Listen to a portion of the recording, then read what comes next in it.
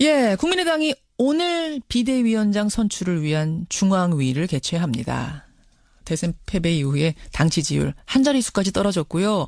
당에서는 바른정당과 같이 가야 된다. 아니다, 민주당과 같이 가야 된다. 아니다, 어느 쪽도 아닌 자강론이다. 이야기가 분분한 가운데 배의 선장을 뽑는 겁니다.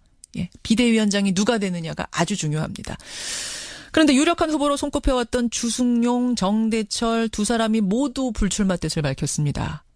특히 동교동계에서는 이 정대철 고문을 비대위원장으로 추대하면서 그렇게 되지 않으면 우린 탈당까지도 불사하겠다. 이런 입장을 밝혔던 터라 정대철 고문이 왜 스스로 불출마를 택했는지 이 부분이 궁금해지네요. 자, 직접 만나보죠. 정대철 고문 연결이 돼 있습니다. 아, 정 고문님 안녕하세요. 안녕하세요. 아, 어제 오후 늦게 발표하셨죠? 네네네. 예. 제가 고문단 회의 간담회에서 저를 거론하고 저를 했으면 좋겠다 그러는데 예. 그것이 언론에 보도되면서 저의 입장과는 무관하게 너무 앞서간 느낌이 있었어요. 제가 그래서 이건 이게 아니다. 무슨 마치 저 아니면 탈당을 하고 금방 관둬야 되겠다는 그렇게 해본 적도 없고 사실은 그 고문들이. 그래요? 그게 잘못 과장 증폭돼서 알려졌어요. 제가 그 자리에 있었는데. 그래서 아이고 내가 마치 무슨 난 당 대표까지 지낸 사람인데 비대위원장 아니면 안 되는 것처럼 내 개인 의사하고 관계없어. 그럼 나 비대위원장이 되면 나갈 의사가 전혀 없다. 예. 여러 경로를 통해서 이미 전달했고요. 오늘 신임 비대위원장이 중앙회에서 합당하게 잘 선출되겠죠. 아까 너무 욕심 부리는 사람처럼 비춰지는 이런 모습도 마땅치 않았고 고문단에서 나는 예. 이게 자기 희생을 통해서 당에 도움이 되는 거고 우리는 이게 그냥 생각만 해도 갑갑할 정도인데 예. 이걸 마치 제가 아니면 안 된다라고 제 의사처럼 이렇게 해서 나 이건 못하겠다. 전혀 그건 잘못된 오도됐다 이렇게 생각을 해서요. 난 추호도 그런 생각이 없다. 그러니까 정대철 고문님은 그러신데 다른 원로 동교동계 인사들은 정 고문 비대위원장 아니면 우리 탈당하겠다 이것도 아니었습니까? 한두 명의 그런 분이 있었어요. 그런 분이 있는데 그 자리에서는 제가 나 있었는데 예. 그리고 분위기가 상당히 지금 이게 그런 쪽으로 좀 가려고 그랬던 건 사실이나 그걸 무슨 결의해서 탈당을 하겠다 같이 안 하겠다 이렇게 한 적은 없습니다. 아니고 알겠습니다. 일단 그건 정리가 됐습니다. 그런데 네. 동교동계 원로들이 탈당까지는 아니더라도 어쨌든 정대철 고문이 키를 좀 잡아주십시오라고 강하게 주장을 했던 이유는 혹여라도 바른정당하고 합치자라는 분들이 비대위원장이 될까 봐 그래서 강하게 정대철 고문이 나서주십시오라고 했던 걸로 제가 압니다.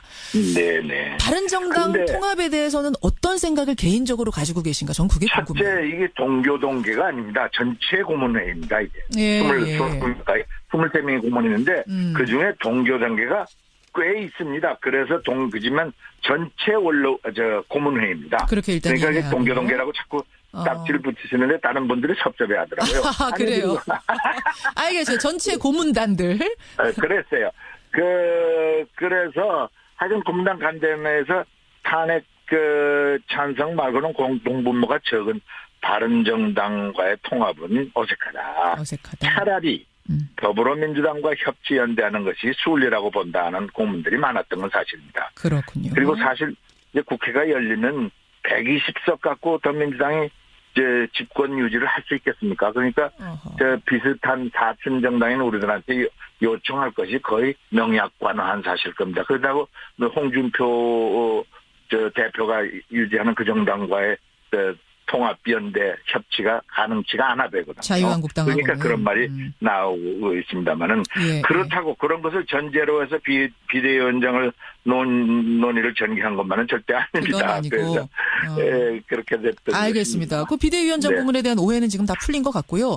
저는 당의 원로가 나오셨으니까 개인적인 생각을 좀 여쭙고 싶어요. 지금 바른정당하고 함께하느냐, 민주당하고 함께하느냐, 아니다 우리 독자적으로 가는 여러 가지 이야기가 분분한데 어느 쪽 길을?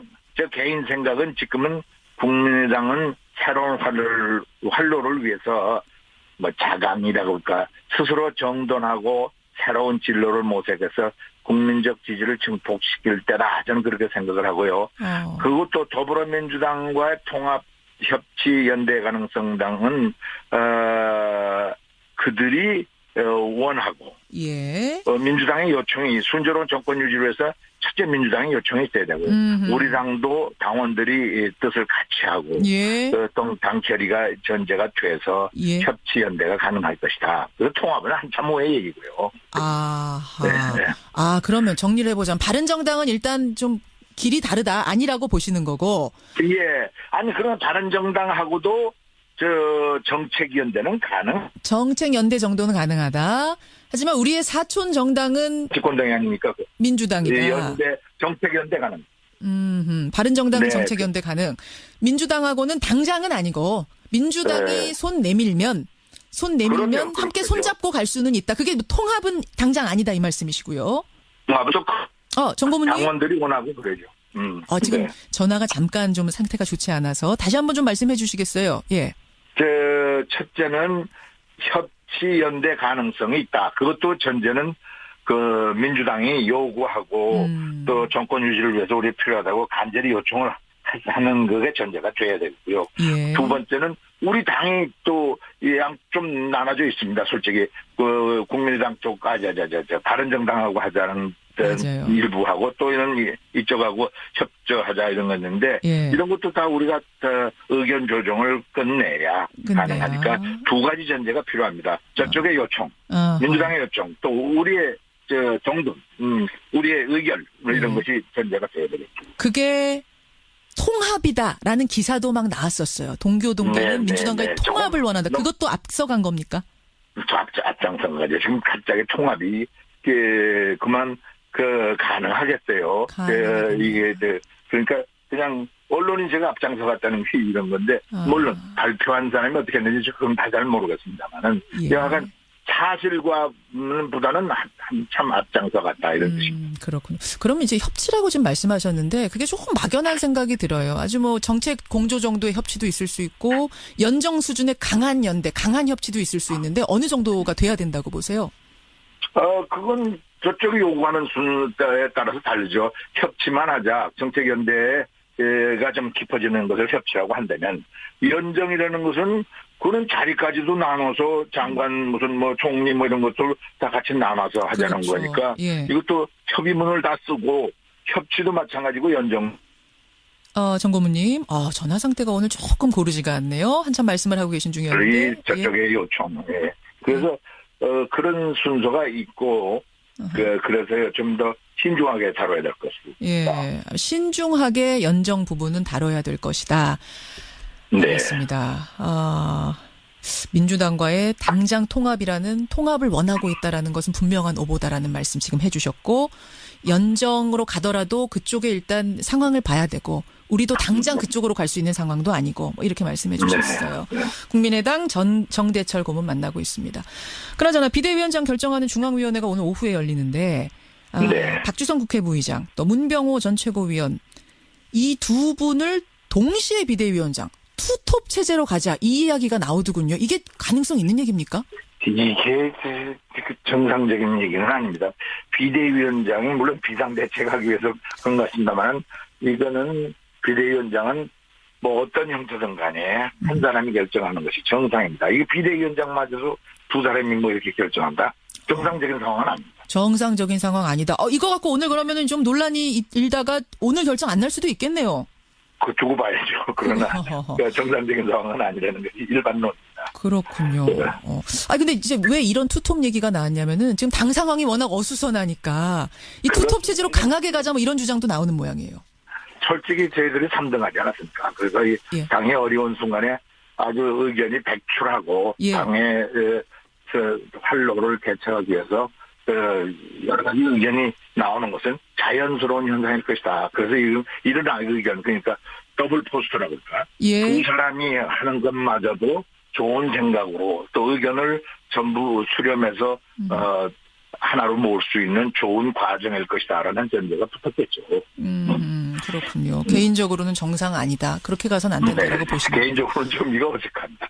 비상대책위원장을 2명씩이나 둬갖고 어떻게 하는 소리냐. 저 사람들 정신 못 차렸다. 이럴 거 아닙니까? 정신 못 차렸다는 생각까지 하실 거다, 국민들이. 그런 생각이. 아니, 제 친구들도 어저께 얘기를 했는데 전화를 와서 야야야 그러더라고요. 아니야 이거 다 어려운 환경을 극복하기 위한 이게 돌파구로서 이런 아이디어도 나왔겠지. 이해다고 그랬습니다. 그 여러 가지 얘기 중에 어떤 얘기도 나오냐면요. 이거는 문병호 전 최고위원, 문병호 의원이 내놓은 의견인데 안철수 전 대표가 일선에 복귀해서 다시 역할을 해야 된다. 전당대회 출마를 검토할 수 있다. 이런 이야기 했습니다. 그거는 더욱더 아닙니다. 국민적 정서를 봐서는요. 예. 이게 패배 그것도 3등까지 한 후보는 국민들한테 이 대통령 선거에서 떨어진다는 것은 죄악입니다. 정치판에서.